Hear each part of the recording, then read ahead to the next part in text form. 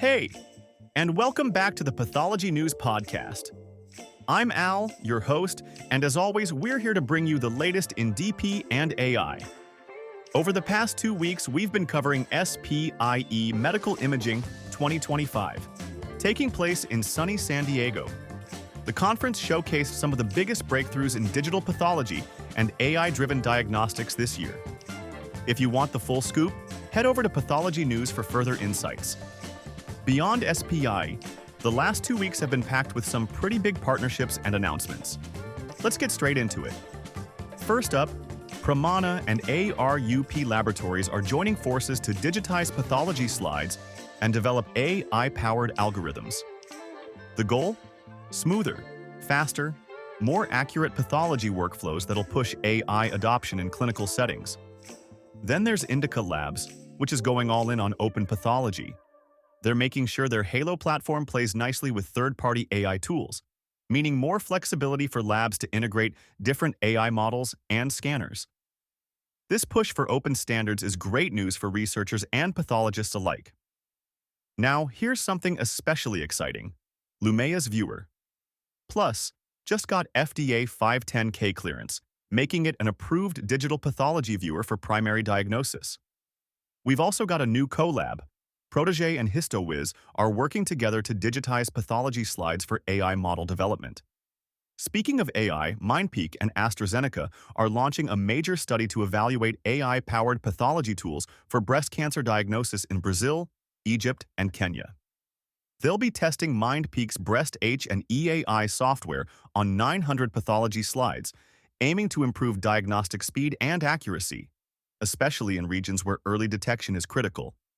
Now, before I pass over to Kai and Mallory, let's talk funding. This one's huge. Proscia just locked in a $50 million investment to expand its AI-driven pathology platform, Concentric. That platform already helps diagnose over 22,000 patients every single day. With backing from Insight Partners, this latest round of funding will help accelerate AI adoption, push biomarker discovery, and strengthen industry partnerships with Agilent and Siemens Healthineers. Their foundation models are already showing a 13 times acceleration in AI development. If something piqued your interest, head over to Pathology News. We've got all the details in our latest articles.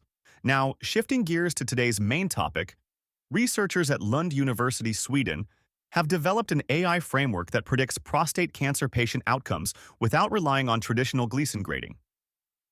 Instead of grading tumor patterns, the model analyzes whole slide images to determine whether a patient should remain on active surveillance or undergo immediate treatment, achieving a 0.996 area under the curve. To break it all down, I'm handing things over to Kai and Mallory, who will explore the clinical impact and unexpected findings. Kai and Mal, over to you.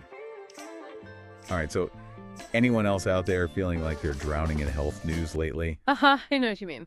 It's like you try to stay informed, read the articles, listen to the reports, but then you just end up more confused than when you started. Yeah, especially with all the back and forth about PSA screening and prostate cancer these days, it can be a lot to process. Exactly.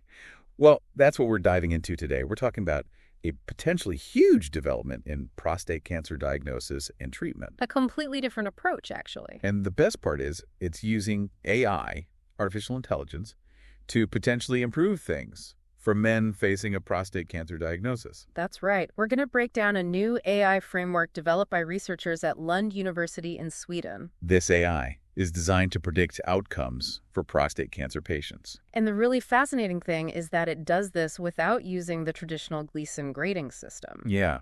Instead, it analyzes images of the biopsy tissue directly to figure out if a patient needs immediate treatment or if they can safely go on active surveillance. This deep dive is based on some really exciting findings that were just presented at the Computational Pathology and AI Conference on March 5th, 2025. Very recent stuff. So think of this episode as your cheat sheet to understanding this AI, like how it actually works, why it's such a big deal, and what it could mean for the future of prostate cancer. We're here to cut through all the jargon and complexity. And to help us connect all the dots, we've got our expert with us today. So let's kick things off by talking about the current situation. Sure. The challenges with how we diagnose and manage prostate cancer right now. So active surveillance is one of the strategies that's been proposed to avoid overtreating prostate cancer, right? Absolutely. The goal of active surveillance is to carefully monitor patients over time, Okay. through regular checkups and biopsies, and only intervene with treatment if there are signs that the cancer is actually progressing. Makes sense. But here's the thing. If we start using active surveillance more widely as part of large-scale screening programs, it's going to put a much bigger strain on pathologists. Oh, I see. Because they'd need to analyze so many more biopsies. Exactly. I mean, think about the current diagnostic process. Right. It already involves taking multiple biopsies from the patient, Right. usually somewhere between 6 and 12. Wow. And then each of those biopsies has to be digitized into what's called a whole slide image, or WSI. Ah, so it's like a high-resolution digital picture of the biopsy. Exactly. And these WSIs contain a lot of data. You're talking about roughly 1 gigabyte per patient just from those initial biopsies. That's a ton of data. It is. And then pathologists have to spend a lot of time carefully examining these images. It's a really crucial but also very time-consuming part of the process. And that's where the Gleason grading system comes in, right? That's right. The Gleason score is a key part of how pathologists evaluate those biopsy samples. Okay, so for those who might not be familiar with it, can you just give us a quick rundown of how it works? Sure. Basically, the pathologist looks at the patterns of the cancer cells in the biopsy images under a microscope. And they assign a grade based on how abnormal those cells look, how different they are from healthy cells. Got it. The problem is, this is all done manually, and it can be pretty subjective. Oh, I see. There can be quite a bit of variation in the Gleason scores that different pathologists might give to the same set of images. That's inter-observer variability, right? Exactly. And even the same pathologist might give slightly different scores if they look at the same images at different times. Right, which is intra-observer variability. Yeah. So even though it's the standard, it's not perfect. No, it's not. Okay, so we have this system that has some inherent limitations. And on top of that, we're talking about potentially increasing the workload for pathologists significantly with active surveillance. Right. And that's where this new AI framework comes in. Exactly. The team at Lund University wanted to see if AI could provide a more efficient and objective way to predict patient outcomes. So instead of relying on Gleason grading, this AI analyzes the whole slide images directly. Precisely. It looks for patterns in the images that are directly linked to whether a patient needs treatment or can safely choose active surveillance. That's fascinating. Yeah. And how accurate is it? Well, the researchers reported an area under the curve, or AUC, of 0.996. Wow, that's incredibly high. It is. It means that this AI is remarkably good at predicting which patients need treatment and which ones don't. So basically, if you had 100 patients, this AI would make the right call for almost all of them. That's right. And this is a huge leap forward from current methods. So how does this AI actually work? I mean, it's analyzing these huge images and making these really important predictions. It all seems incredibly complicated. It is complex, but we can break it down into a few key steps. Okay. The first step is tissue segmentation. Okay, so what's that? Well, imagine the whole slide image as a big map. Okay. Segmentation is like the AI figuring out which parts of that map actually show prostate tissue. Got it. Once it knows where the prostate tissue is, it extracts the little pieces or patches from those areas. Right. Next, it feeds those patches into something called a feature extractor. Feature extractor. What does that do? Think of it like this. The feature extractor is kind of like an art critic. Okay. It looks at each patch and analyzes its visual features. Things like the shape of the cells, their color, their texture. Ah, so it's picking out all these tiny visual details. Exactly. And it converts those details into a set of numbers that the AI can understand. So it's translating the visual information into a language that the AI can work with. Precisely. That's so cool. Then there's a step called feature selection, where the AI figures out which of those numerical features are the most important for making predictions. And then finally, it uses those selected features to make its prediction. That's right. It uses something called attention-based learning Yeah. to weigh the importance of each patch and make its final prediction. Attention-based learning. That sounds pretty advanced. Can you explain that a bit more? Sure.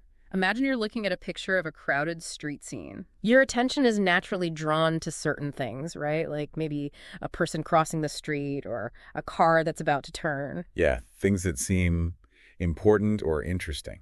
Exactly. Well, attention-based learning allows the AI to do something similar. Oh, I see. It looks at all the different patches and figures out which ones are the most important for making a prediction. So it's not just treating every part of the image as equally important. Nope. It's focusing on the parts that actually matter. That's really clever. So this feature extractor you mentioned earlier, that seems like a really key part of this whole process. It's definitely crucial. One of its main jobs is to represent that huge amount of visual data from the whole slide images in a way that the AI can actually work with. Right. But it also has another important function, right? Something about pre-training. You're right. Pre-training is like giving the AI a crash course in visual understanding before it even sees any prostate cancer images. Right. How did that work? It's kind of like this. Imagine you're trying to teach someone to recognize different types of birds.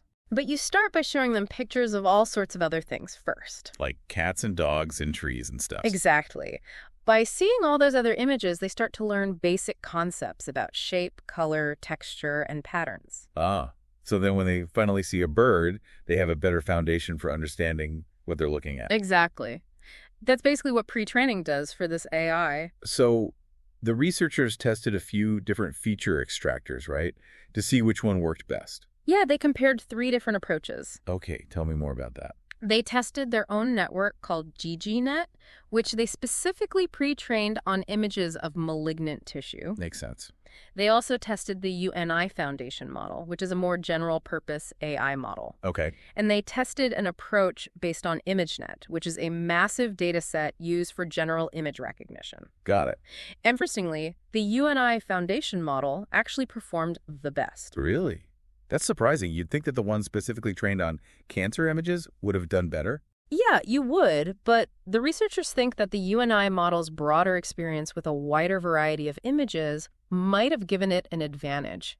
That's really fascinating. It is. It highlights how AI development often leads to unexpected insights. Okay, so this AI can predict outcomes really accurately, and it does it by looking directly at the tissue images.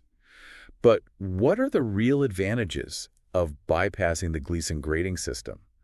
Why is this such a potentially big deal for patients? Well, the main advantage is that this AI is trained on a much broader set of information than just the Gleason grade. I see. It's looking at all the subtle visual cues that pathologists consider when making a treatment decision. Right, because they're taking into account more than just the appearance of the cells, right? Exactly. They're thinking about the patient's overall health, their age, other risk factors, and so on. So this AI is more closely mimicking the way a human pathologist thinks. That's the idea. And by doing that, it can potentially lead to more accurate and personalized treatment recommendations. Precisely.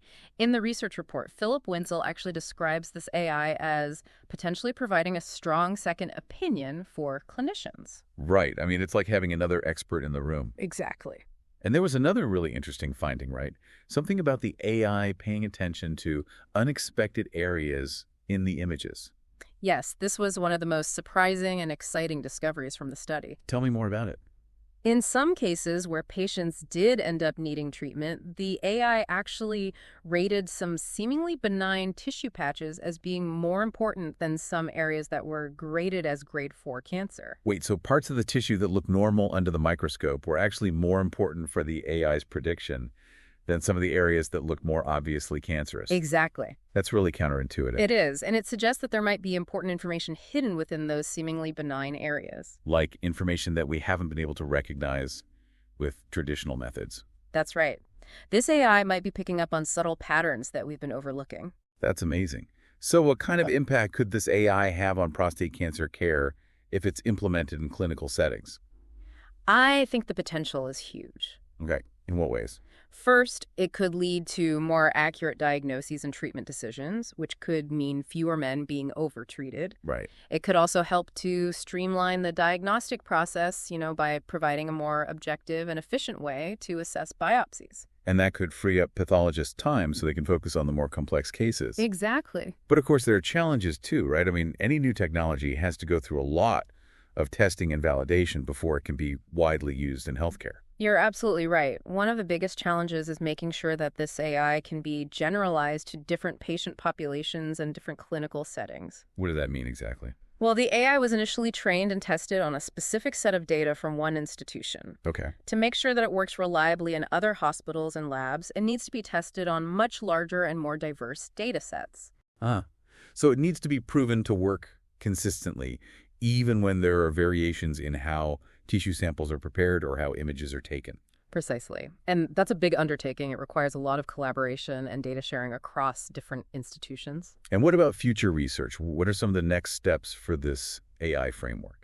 Well, one of the things the researchers are looking into is whether they can improve the AI's performance by incorporating other types of clinical data. Like PSA levels or the size of the prostate? Exactly. Their initial attempts to include that information didn't really improve the predictions. Oh, that's interesting. Yeah, but they're still exploring different ways to combine that data with the image analysis. Because they believe there's still potential there. They do. So let's bring this all together for our listeners. What's the key takeaway here?